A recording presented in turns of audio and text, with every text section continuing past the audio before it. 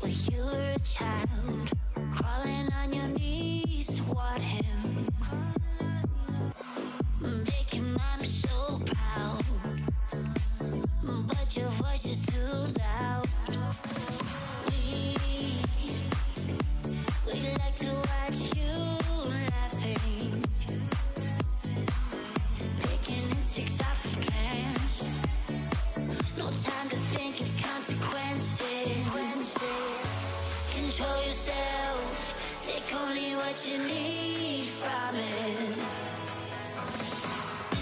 A family of trees wanting to be haunted. Control yourself, take only what you need from it. A family of trees wanting to be haunted. The water is warm, but it's sending me shivers. A baby is born, crying out for attention. The memories fade, they're looking through a fogged mirror. Decisions are made, not broken. I thought this wouldn't hurt a lot, I guess now. Control yourself, take only what you need from it. A family of trees wanting to be haunted. Control yourself, take only what you need from it. A family of trees wanting to be haunted. Be haunted.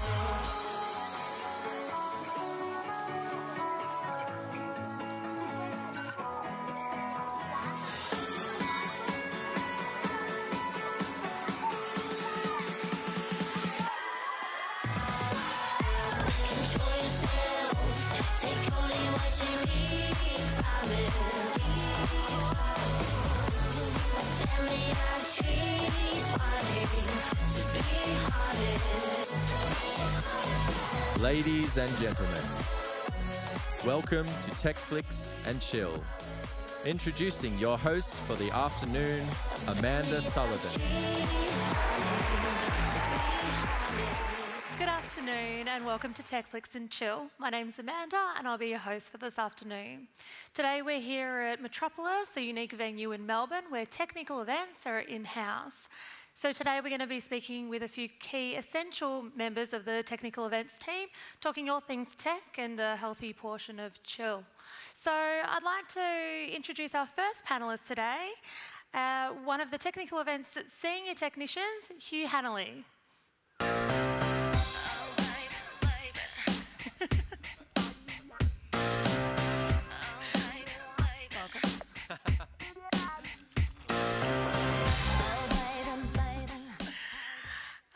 So our next panellist that I'd like to introduce is one of Technical Events' finest account managers for the lovely venue we're in today, Cassandra Lee.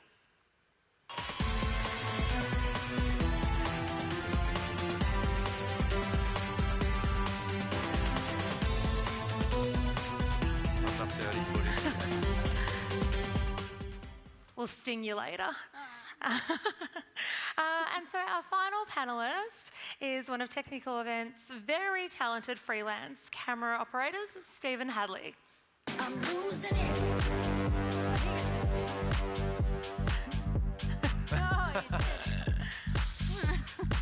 That hurt.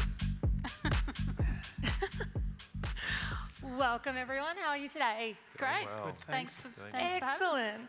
So I've been digging up some dirt on all of you, so we're definitely going to go more of the chill part of the session first as I pick your brain on a few things. So Hugh, I'm going to start off with you.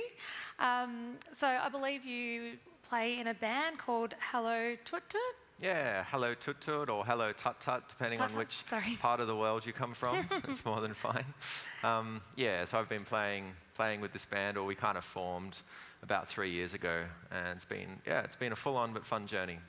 what would you describe as the genre of this band? Well, we mix a whole bunch of different genres from the world. We call it world music, world dance music, but a lot of people see it as Balkan, Latin, cross, a mix of the Balkan gypsy sounds of Eastern Europe with some of the South American sounds intertwined. Very interesting. I don't think I've Yes. ever heard that genre before. And so I heard you've been travelling recently as well. And you've been with the technical events for quite some time though, haven't you? How long have you been? Yeah, well, I'd have to do a bit of thinking to work out the full scale of how long it's been, because I was there very early on. It's one of the first, or the first full-timer. Yes. And that would have been, I reckon, about 5 years, 5.5 years, and it's been pretty interesting to watch it grow to where it is now. Well, so I've heard that you were one of the first and then you went on your trip and you've come back and had grown quite substantially as a company in that time. So Yeah. did you notice a lot of differences coming back in? And Yeah, so things- I was away for a year in Germany and was loosely keeping in touch with the team and came back and saw that things were just amplified that next level, which was pretty awesome to see, to be expected, but also, pretty nice to see that growth. Yeah, great. Yeah. So on a bit of a funnier note, I've heard that you bought yourself a bit of a ritzy couch at one point, but then you had some troubles with it. Can you elaborate on that for us? Well, that's definitely a story. It wasn't me that bought the couch, but I was called into work one day to help move a couch that the one and only Dave Wales had purchased from an auction house, I believe. Okay. And he got 3 of us or so. It was really heavy, so we got 3 of us or so to help him move it. And we came to his apartment and spent a good deal of energy, strength and time getting it up to the door, and found that the mastermind himself had forgot to do the measurements and couldn't fit it in. And I believe, I'd have to check the facts, but I'm pretty sure that the apartment was sold and a new one was bought for the couch Well, instead of the other way I mean, around and selling the couch. It makes sense, doesn't it? Yeah. Oh, great. So, Cass, you're fairly new to the team, is that right? I am, yeah. I only came on board mid last year. Okay. And you're here in-house at Metropolis, and you do a lot of weddings, I hear. I do solely weddings. Solely weddings, I okay. do solely weddings. So How I'm many, part-time. how many would you say that you've done since you started here? Whoa. Roughly. So how many did I make? 120. Wow. Yes, yes, okay. And so, So a couple. you know, we know what weddings can be like. They can be quite stressful. So how do Indeed. you keep your clients, your brides, calm? Probably the fact that they know that we're really there to support them, and they've got a team here at Metropolis as well as us. Yes. So we really take hold of everything that they're after and what they were trying to create. And as a team, we really work together to make sure they get that, and that they don't know about any of the dramas that we might be facing as a tech throughout the evening as well. So Yeah. So how do you usually- keep you calm? well, I'm usually not here for the wedding, Oh, so okay. that helps. Great. Yes. Well, that's answered. Yeah. So you do the preparations beforehand, and then the team on site will execute that. And then for I you. hand over to these lovely Yeah. technical people, and they sort out the really buzzy bits. Yes. We deal with the shenanigans. Yeah. Inevitable shenanigans. Oh, we might touch on some more shenanigans later on. Good idea. Wedding. And I've also heard that you're doing a little personal challenge this year too, that you're having Sober 2020. Yes, I am. And- so halfway through right now. Well done. Thanks very much. Has it been hard? Yes. Yeah. Yes. I It's can been imagine. quite challenging. With Water? lots of Yeah. water. Oh, excellent. Well, congratulations on that. Only 6 months to go. You'll Thank be fine. you. Yeah, thanks very much. It'll I've just gotta breeze do on what I've already past. done. You know, like this year's gone really fast so far. Yeah. I haven't had a drink since yesterday, so I feel your pain a Do little you bit. feel Yeah, my yeah. pain, do you? Thank you for I'm a bit- mansplaining that. Yeah, I know how Yep. you feel. Great. Great. Thanks. And so, welcome, Stephen, or Hadley. Can I call you? You can call me Stephen, that's my first name. Okay, sure, that's fine. So I've heard you're a bit of a Christmas party bandit. So, Right, great. so you get invited to every Christmas party going around at the time, and we're talking competitors like other AV companies. That's right. So obviously very well liked in the industry. You're a bit popular. I don't know. I just like to go to Christmas parties. Just that a I bit get of a invited technical to. whore, I would No, say. I don't go to a lot of them. I always come to this one Is it because the it's always pretty good. Is it the networking or the free It's food? just catching up with friends, really. Yeah. I'm not a big networker. Yeah. So food and drink, good Yeah, times yeah, as well. that's You right. can't be unhappy at Christmas time. So do you find with the current situation that we're in now that there's more demand for video editing?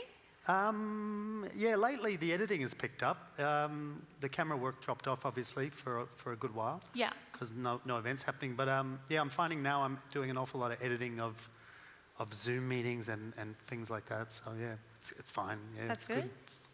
Now a couple of the digging up dirt that I found on you. So tell Never. me about a bingle at Kangan Institute. Oh shit, yeah. Yeah, that's actually, there's more to that story too. So I just finished a job there and I was coming round the side and I spotted Veshna. And I went, oh, I'll stop and say hi. So I stopped and reversed to get into a park. Meanwhile, this guy in a Mercedes had come right up the back of me. So I managed to reverse into him. It's always a Mercedes, isn't it? And well, yeah, it had to be. I remember And that day very well. Literally just knocked off the Mercedes badge. And the front part didn't even crack. Like it wasn't even that bad. So I gave him all my details.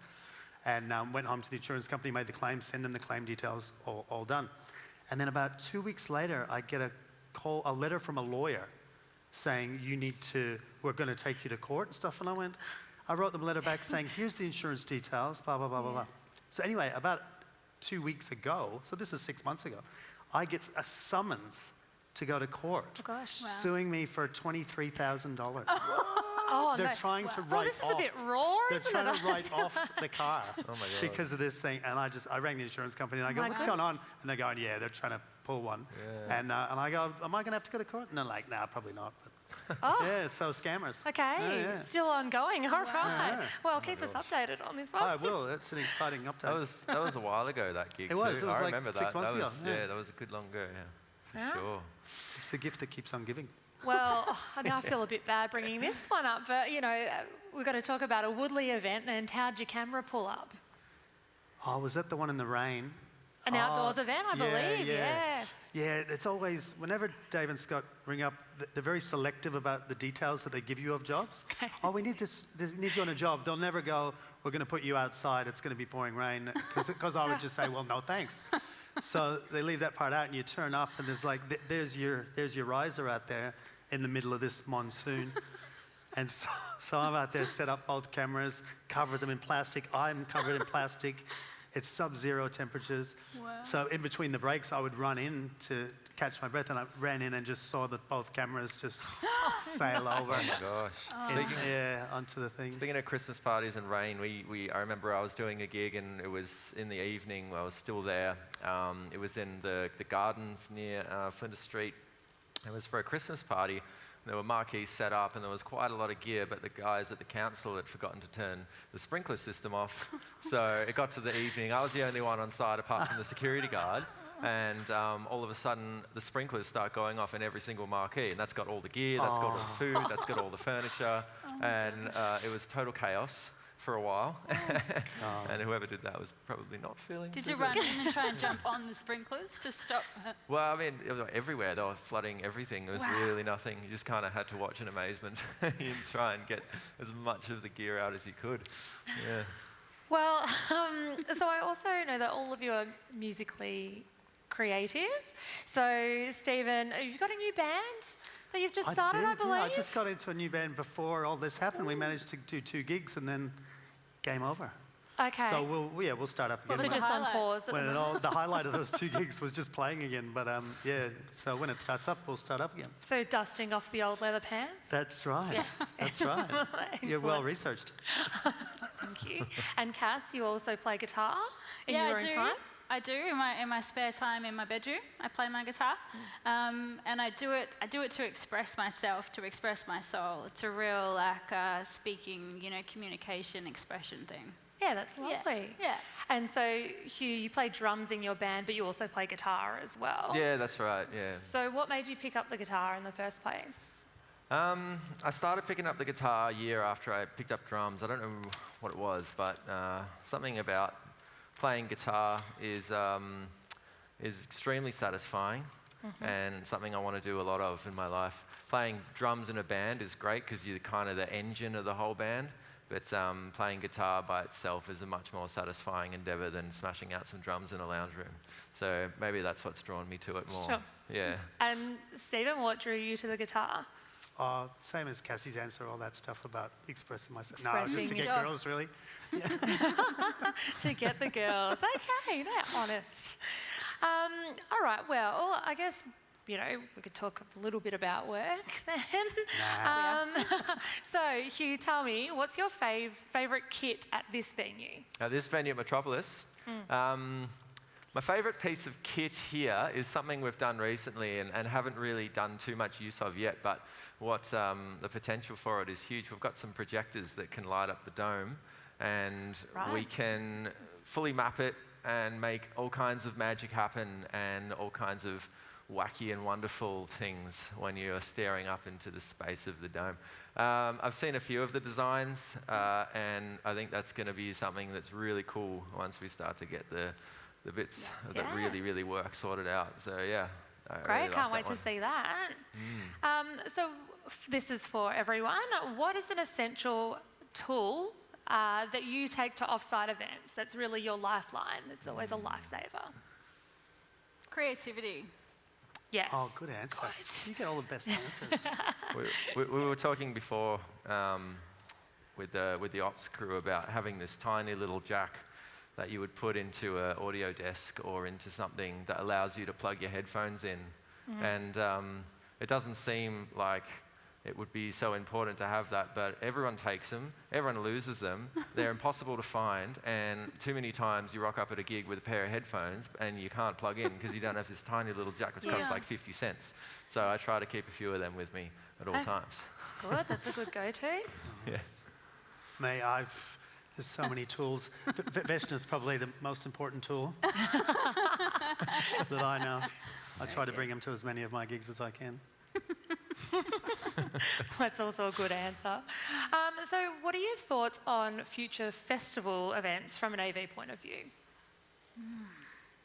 Well, I've been doing a little bit of festival work the last few years, and I know that it's pretty dry for the next year, maybe 2 years. I've heard some things that it's not going to be coming back up into full spring for a while, but I don't think there's any real possible potential for streaming. I mean, festivals is about bringing people together. Once things kick back in, I think the festivals will be happening harder than ever because people will be appreciating that. It's going to be really big festivals and everyone's going to be going, and I think it's going to be brought back to life, even though it was already growing. I think it's this little space away from it. Absolutely, the need for connection and also experience so that we get immersed in that we're having to be so separate from right now. That's really needed, and it's going to come back with a bang too. Yeah, I think there'll be lots of smaller things coming back up slowly. As soon as it's allowed, there'll be festivals. Absolutely, yeah. And so going back to weddings, are you still seeing a pretty steady stream of those coming through? I mean, they're usually, they're so good that they're booked, up to 2 years in advance. Yes. So we're obviously still talking to those couples. Yep. Obviously there's no weddings happening at the moment and people are just rescheduling and sort of watching to see when they're going to be able to bring it in. But the travelling from overseas, I'm sure, is going to impact that to some degree too because of people's families. But yeah, we're still having the conversations and booking the things in for later on. Yeah. Yeah. It's like they and maybe don't there'll really- be some live streaming elements for those who can't come. Yeah, absolutely. Yeah. Hybrid events. Hybrid events. Yes. Well, so I don't know if you've noticed, but there's a guitar behind you, Hugh. Whoa. Totally Look at impromptu, not staged at all. But would you like to just play us a little something? And it's left-handed too. Didn't see it, and it's Oh, it's and it left-handed. happens to be left-handed back. and tuned exactly how he likes it. I could give it a quick whirl, see Great. what happens.